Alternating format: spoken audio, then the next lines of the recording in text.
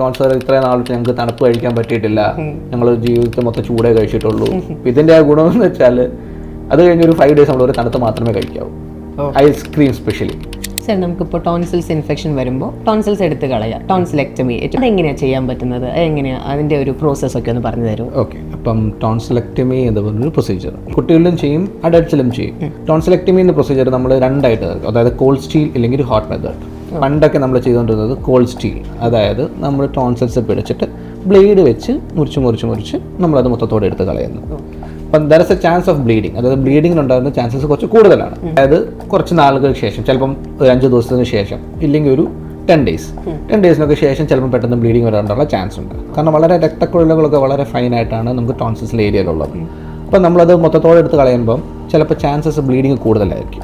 Second വരുന്നത് hot methods, അതായത് latest methods. നമ്മൾ കോബ്ലേഷൻ എന്ന് പറയുന്ന ഒരു ടെക്നോളജി വെച്ച് ചെയ്യുന്നതാണ്. കോബ്ലേഷൻ അസിസ്റ്റഡ് ടോൺസിലെക്ടമി, അതായത് കോബ്ലേഷൻ ഒരു വാണ്ടാണ്, നീളത്തിലുള്ള ഒരു പെൻസിൽ പോലൊരു സാധനം. അപ്പം അത് ഹീറ്റ് പ്രൊഡ്യൂസ് ചെയ്താണ് അത് ചെയ്യുന്നത്, അതിൻ്റെ ഒരു മോഡല്. അപ്പോൾ നമ്മൾ ടോൺസിലെ പിടിച്ച് കരിയിച്ച് ഓക്കെ, അപ്പോൾ ബ്ലീഡിങ്ങിനുണ്ടാകാനുള്ള ചാൻസസ് വളരെ കുറവാണ്. Chances of complications are very less. അപ്പോൾ പോസ്റ്റ് ഓപ്പറേറ്റീവ് പെയിൻ ഒക്കെ വളരെ കുറവായിരിക്കും. അത് കുട്ടികൾക്കാണെങ്കിലും മുതിർന്നവർക്കാണെങ്കിലും അങ്ങനെ വേദന ഇത് കഴിഞ്ഞിട്ട് ഉണ്ടാവില്ല. വളരെ പെട്ടെന്ന് തന്നെ നമുക്ക് റിമൂവ് ചെയ്യുന്ന നോർമൽ കൺവെൻഷൻ എന്നുള്ളത് പണ്ട് നമ്മൾ ചെയ്തിരുന്നത് എങ്ങനെയാണോ അതിനേക്കാളും വളരെ പെട്ടെന്ന് തന്നെ നമുക്ക് കോബ്ലേഷൻ വഴി നമുക്ക് കരിയിച്ച് മൊത്തം ടോൺസിൽസിനെ എടുത്ത് കളയാം. പിന്നെ നമ്മൾ പറയും, ഇപ്പോൾ ഒരു ടോൺസിൽ സർജറി കഴിഞ്ഞാൽ എന്താണ് കഴിക്കേണ്ടതെന്നൊക്കെ ഒരു ക്വസ്റ്റ്യൻസ് വരാറുണ്ട്.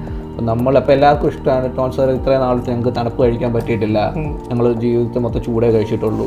ഇതിൻ്റെ ആ ഗുണമെന്ന് വെച്ചാൽ അത് കഴിഞ്ഞൊരു 5 days നമ്മൾ ഒരു തണുത്ത് മാത്രമേ കഴിക്കാവൂ, ഐസ്ക്രീം സ്പെഷ്യലി.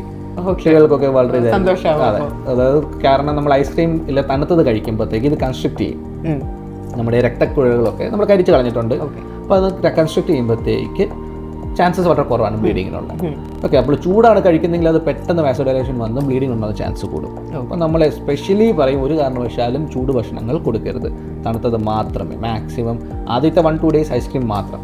അപ്പോൾ എല്ലാവർക്കും അത് ഭയങ്കര ഇഷ്ടമാണ്, വലിയ മുതിർന്നവർക്കാണെങ്കിലും കുട്ടികൾക്കാണെങ്കിലും ഐസ്ക്രീമിൻ്റെ പേര് കേൾക്കുമ്പോൾ ഓക്കെ ഫൈൻ.